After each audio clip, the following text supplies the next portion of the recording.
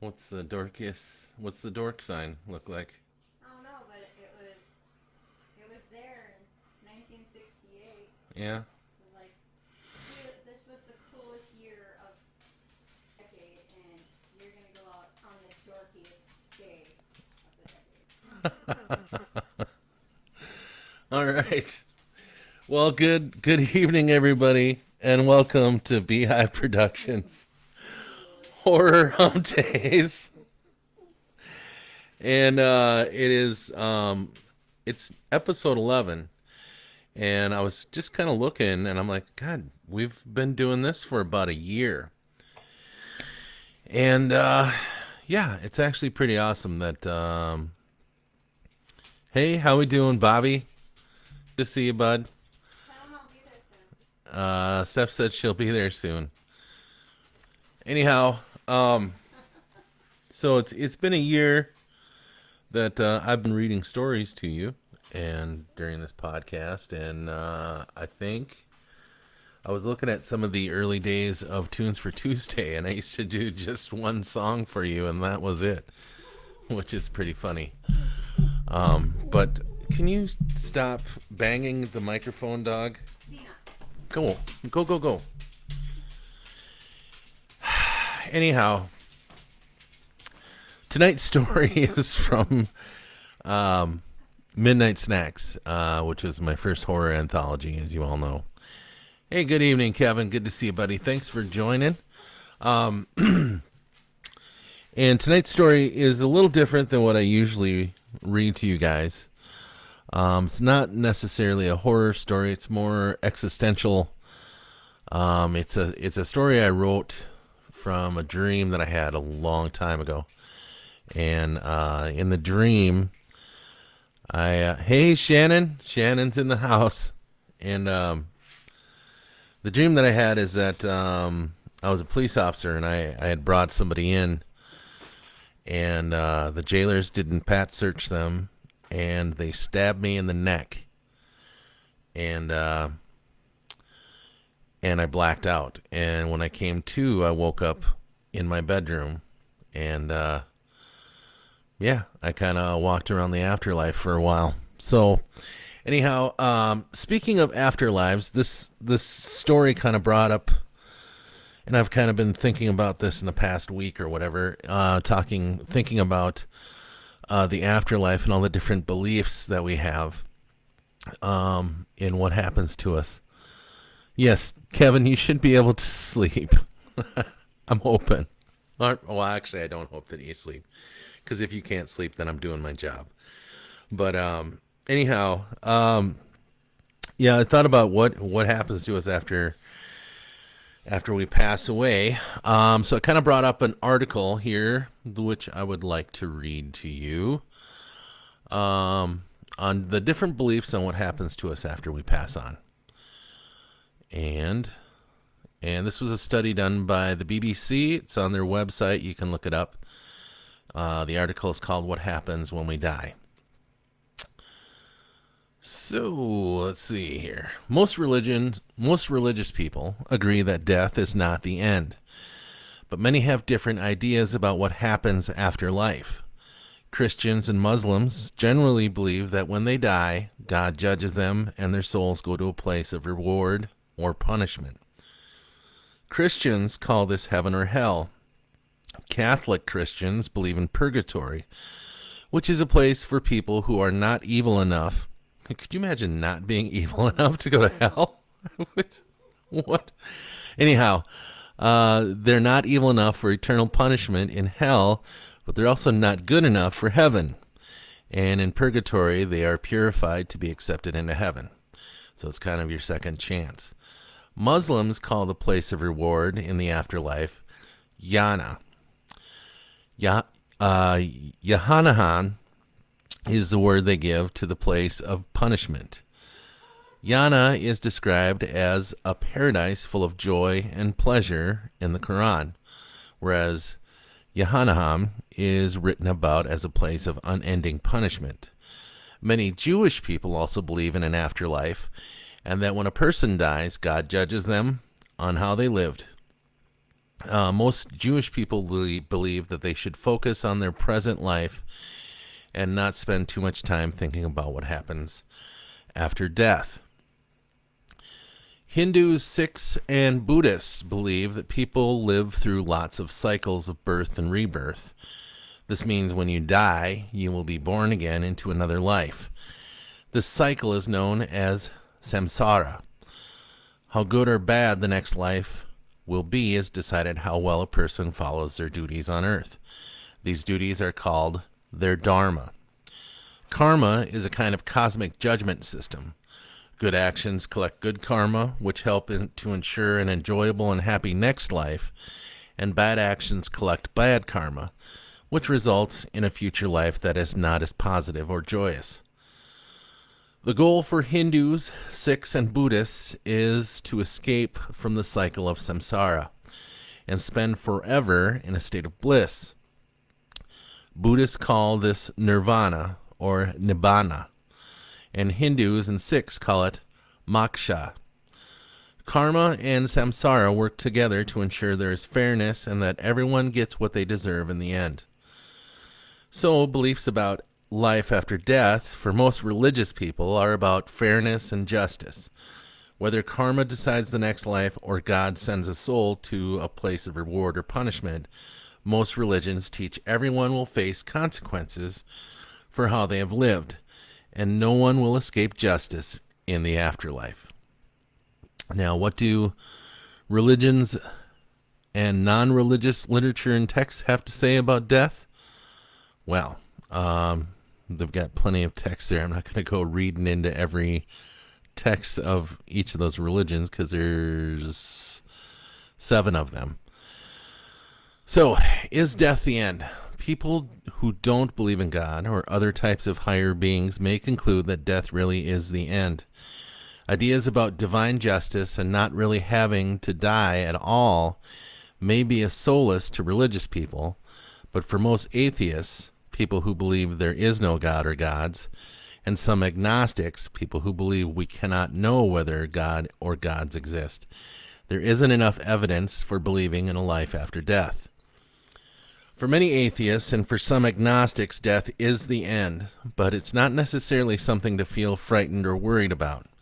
It means freedom to live without fear of punishment in the next life.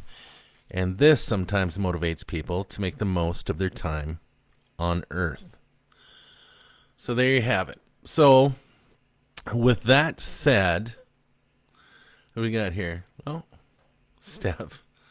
Oh, have you? I think about it daily. Yeah, I do as well. Not evil enough for hell. Compliment or insult. Exactly. And welcome, Dirty Haugen. Welcome to the podcast. So that, in saying that, I had this dream, and you guys can think I'm crazy if you'd like. But I tend to, it tends to make more sense to me than anything else that I've learned.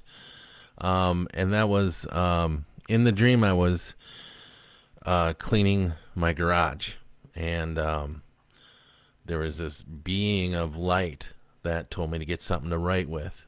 And, hey, Beth. And so the only thing that I had in the garage was the kids' sidewalk chalk.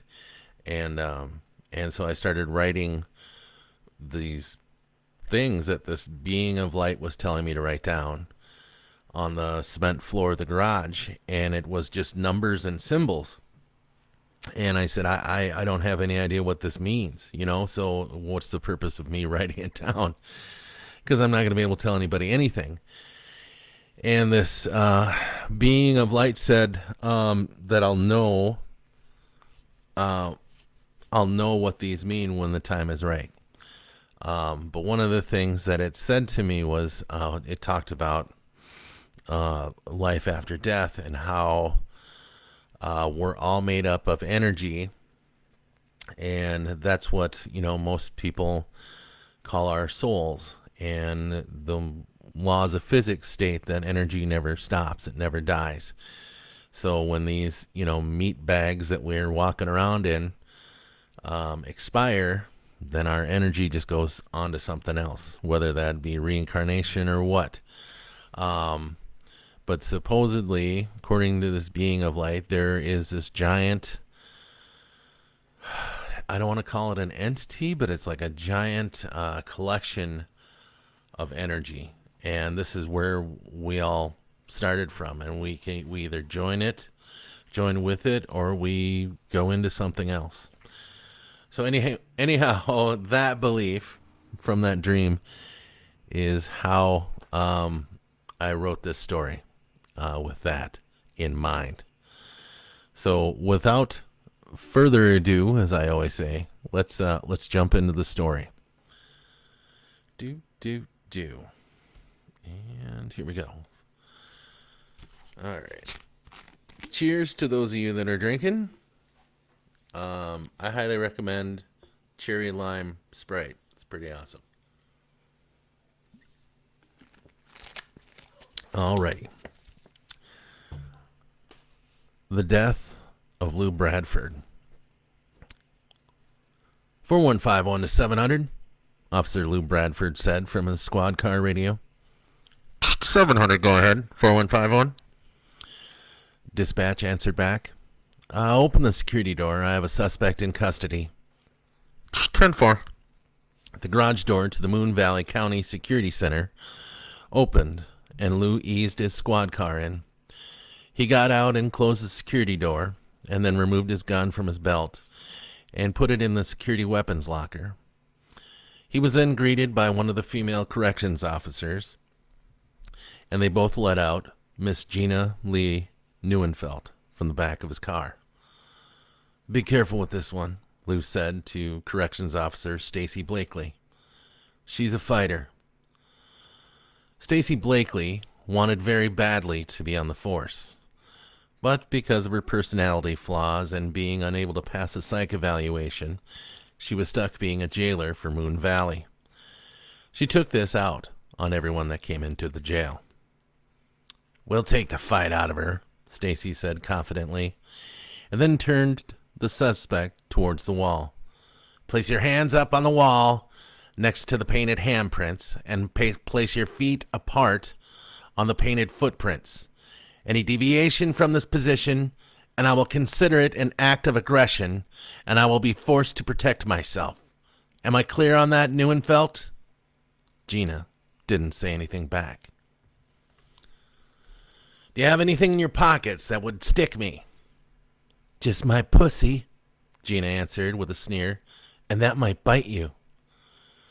Stacy grabbed the back of her hair and twisted it in her fist, and pulled her head back so that Gina's ear was next to Stacy's mouth. Time for jokes is over, she whispered. You're in my jail now, bitch, and you'll treat me with respect. Hey, Blakely, Lou interrupted. Come on, this isn't a cop show. Don't aggravate her. I just got her calmed down. Stacy didn't appreciate being talked down to in her jail, so she kept Gina's hair in her fist and twisted it just a little and dragged her into the intake area of the jail to a wooden bench without checking her pockets. Sit there while we check you in, Stacy ordered, and grabbed a clipboard and the necessary paperwork needed for the intake interview. Officer Bradford bent down to tie his boot. Without looking at Gina, Stacy began the interview. Name? Gina Lee Neuenfeld, bitch, she answered. Stacy turned to her. Any more comments like that and I'll put you in the drunk cell on the concrete floor until you settle down. Okay? No answer back. Date of birth, she continued. No answer back. Date of birth, Stacy repeated forcefully. She turned to look at Gina, who had pulled out a pocket knife from her jeans and stabbed it straight into Stacy's eye. She screamed, and when Lou had turned around, Gina was on top of him, face to face. Guess she forgot to check my pockets, she said nonchalantly with a predatory smile on her mouth. Lou tried to grab a shoulder mic to call for help, but Gina reached it first. Hey, pigs, she shouted into the mic. You might want to send some help. Officer Bradford is going to need an ambulance. And with that, she stuck the pocket knife into his neck, cackling as blood jetted from his carotid artery. He choked on his own blood, gurgling as it filled his lungs, drowning him. The world went black. Lou awoke in his bed. He didn't know how long he had been out.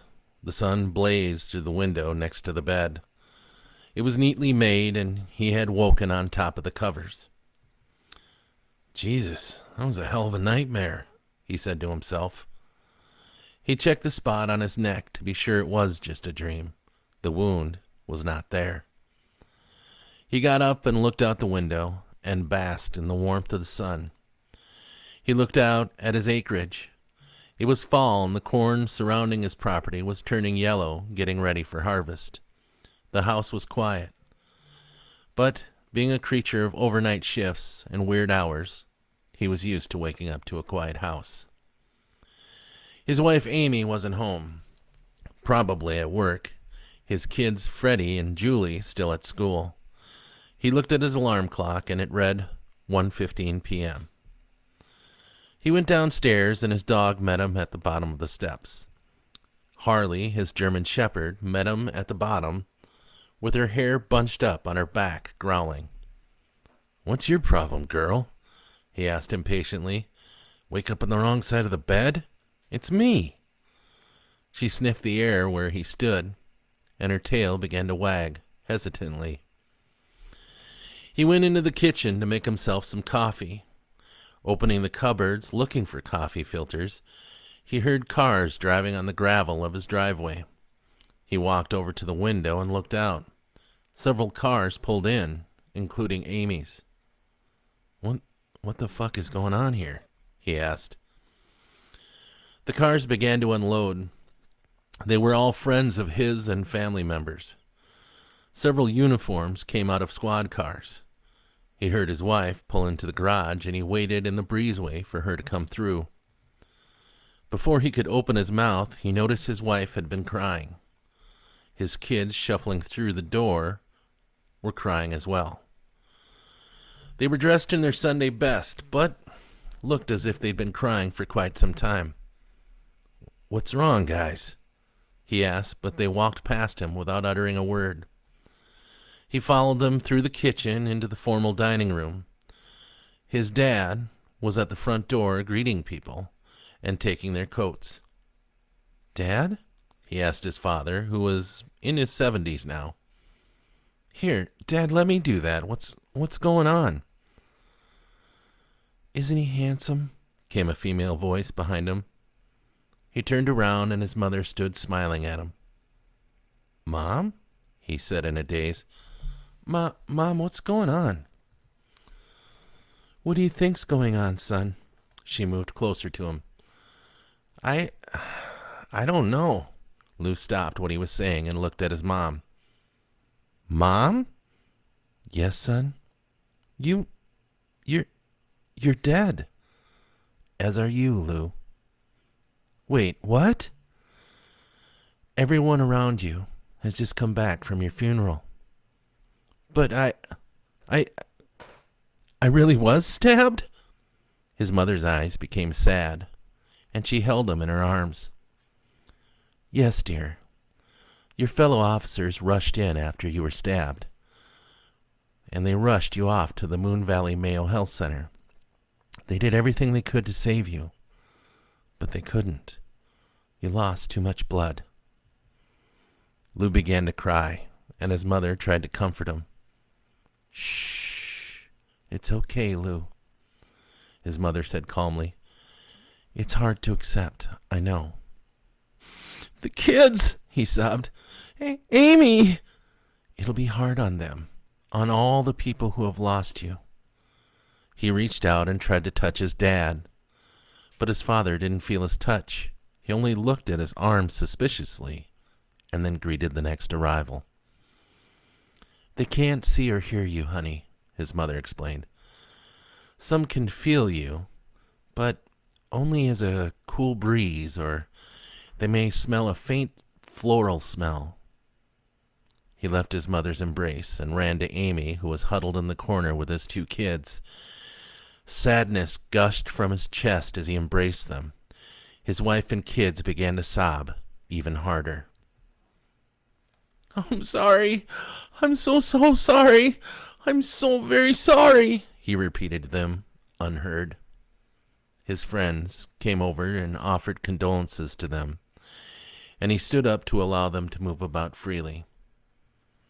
"You aren't comforting them, honey," his mother said. "Your spirit, it gives off whatever you're feeling, and it affects those living around you." "But I just want to hold them. I miss them already." "It's natural, son, to feel that way. I did the same as you, but we only hinder their healing." What happened with Stacy? Is she...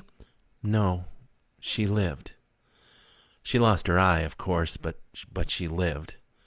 That bitch instigated her. She's a goddamn psycho and has no business working in a... Lou, what? Let it go. What happened to Gina, the girl that stabbed me? Just let it go, son. None of that matters anymore. It doesn't matter? He was feeling angry now, and those around him began to feel the negative waves of anguish permeate them and moved away subconsciously to another room. "I got stabbed, Mom. How do I let shit like that go? I got stabbed and killed because of someone else's negligence. How the hell do I let that go? Amy and the kids are alone now because of some one-eyed bitch with an attitude and a basket case fucking bitch." His mother was silent. After a while, Lou asked, "What happened with Gina?" "She will be going to prison, Lou, as you would expect." He walked through the crowd gathered at his home, listening to several conversations, and then stopped where Stacy was standing, surrounded by 4 of his fellow officers. "I told him we should have done a second pat-down search of Miss Neuenfeld, but he insisted that he had searched her already," Stacy said, disappointed, shaking her head. "You lying bitch," he shouted to deaf ears. "If you would have just done your job instead of strutting around like queen shit, I would still be around." "Ever since I took over as jail administrator, I've always made sure my jailers do a complete pat search before letting anyone into the jail." Lou's lieutenant was one of his fellow officers who was standing there and spoke up.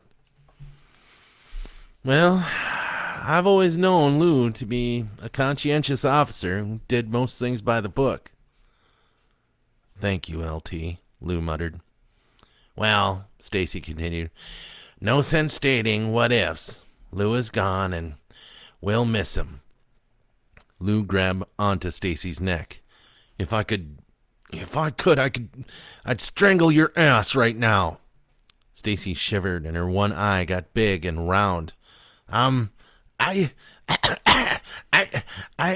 Stacy?" Lieutenant Fredericks asked, concerned. I need to go," she said, and left immediately. "Lou," his mother spoke up behind him. "Lou, that is enough." He brought his fist back and launched it into the wall nearby. Nothing happened, but a bunch of static intensified in the air.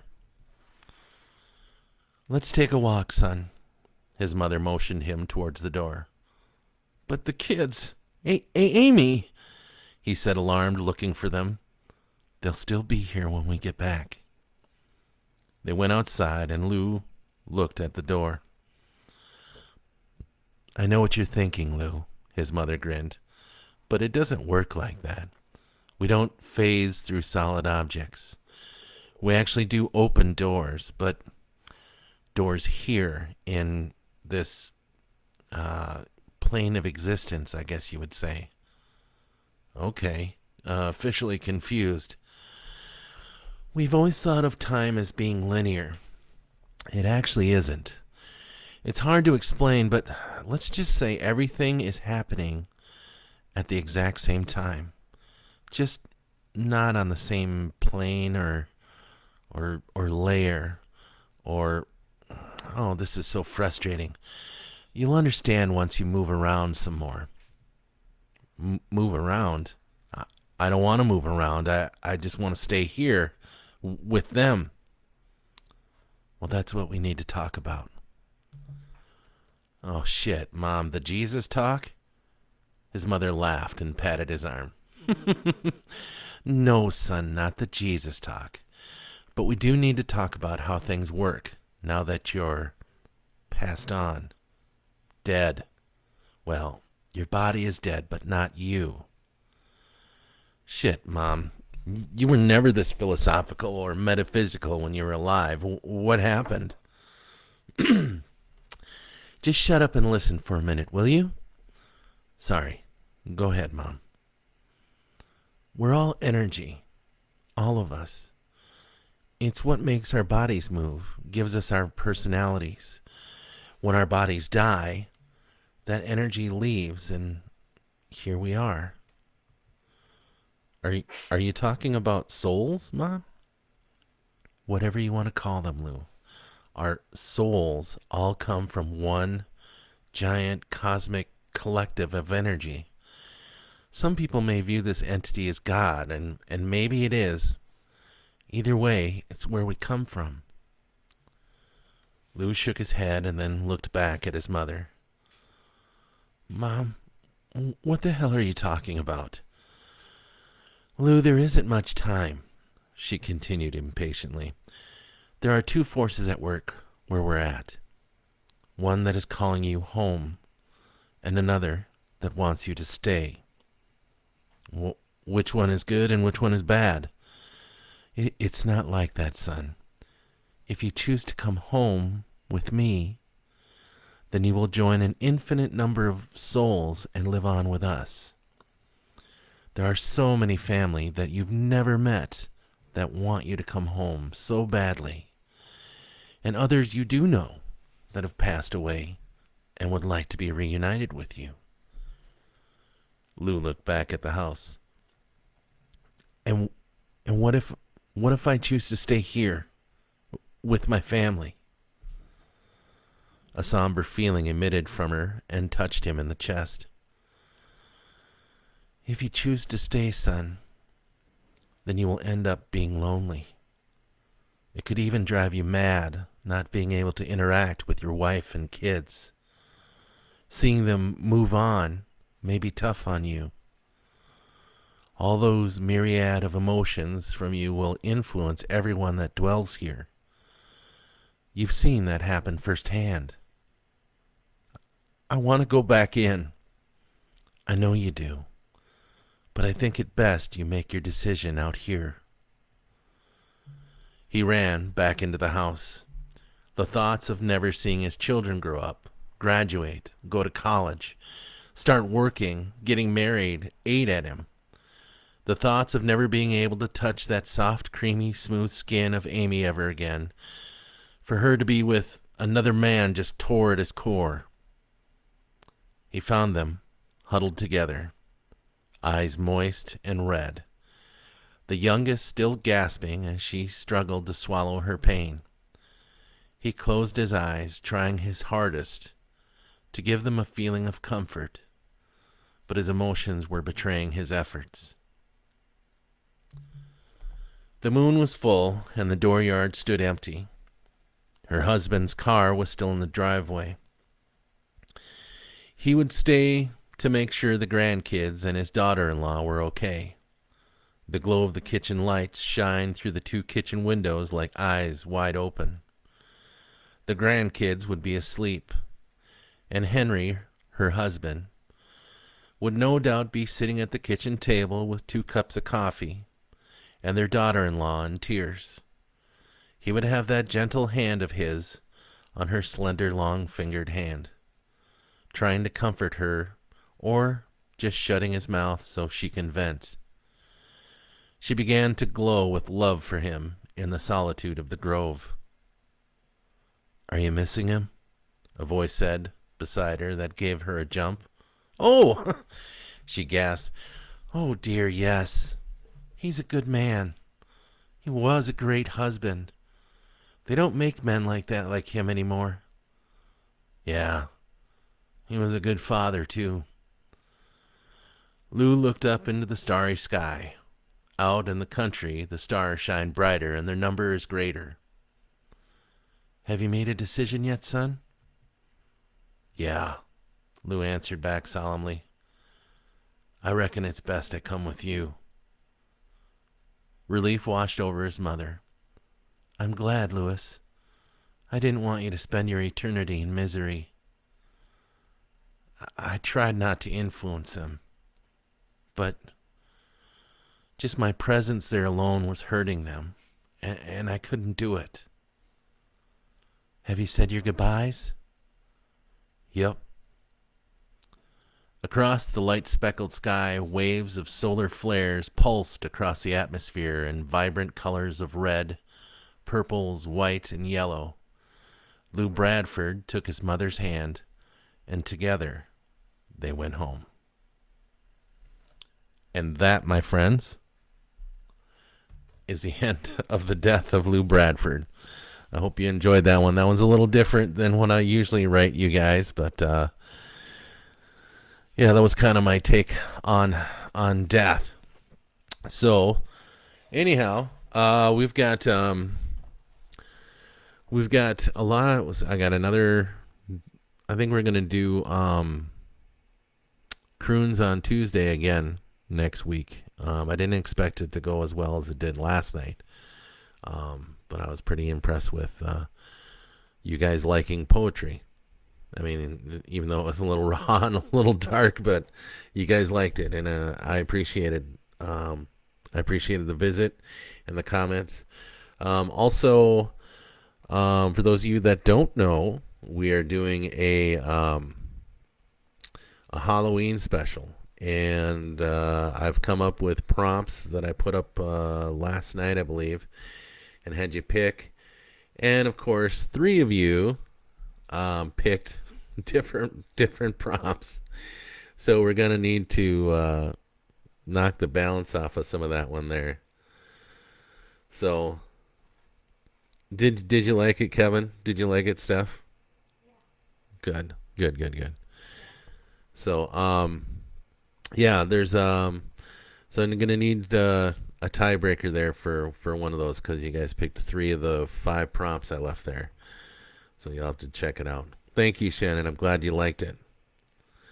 Thank you. So, anyhow, I wanted to wrap tonight up with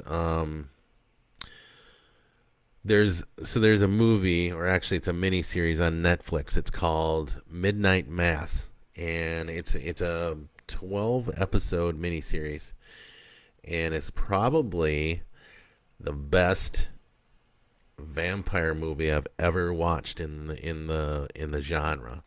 And if you're into that, I would suggest that you watch it. It's not just about vampires. It has a lot to do with yeah, a lot to do with everything. But there's a line in the show that they said that I had to find a copy of it and read it to you guys, because it was a pretty awe-inspiring line. That is probably one of my favorite lines in entertainment, and I wanted to share it with you guys. And it is it regards belief in well, what happens to you when you die, and it's not necessarily a religious thing, not really an atheist type of thing. It's just a thing, and I want to read it to you guys, and I hope you like it. So, and that is not it. Here we go. Okay. This is one of the characters. Her name is Erin. And this is what she says she thinks that happens when we die. Myself. That's the problem. That's the whole problem with the whole thing, that word self. That's not the word. That's not right. That isn't. How did I forget that? When did I forget that? The body stops a cell at a time, but the brain keeps firing those neurons, little lightning bolts like fireworks inside. And I thought I'd despair or feel afraid, but I don't feel any of that. None of it. Because I'm too busy. I'm too busy in this moment, remembering. Of course, I remember that every atom in my body was forged in a star. This matter, this body, is mostly just empty space after all, and solid matter. It's just energy vibrating very slowly, and there is no me. There never was. The electrons of my body mingle and dance with the electrons of the ground below me and the air. I'm no longer breathing, and I remember there is no point where any of that ends and I begin. I remember that I am energy, not memory, not self. My name, my personality, my choices, all came after me. I was before them, and I will be after them. And everything else is pictures, picked up along the way, fleeting little dreamlets printed on the tissue of my dying brain. And I am the lightning that jumps between. I am the energy firing the neurons, and I'm returning.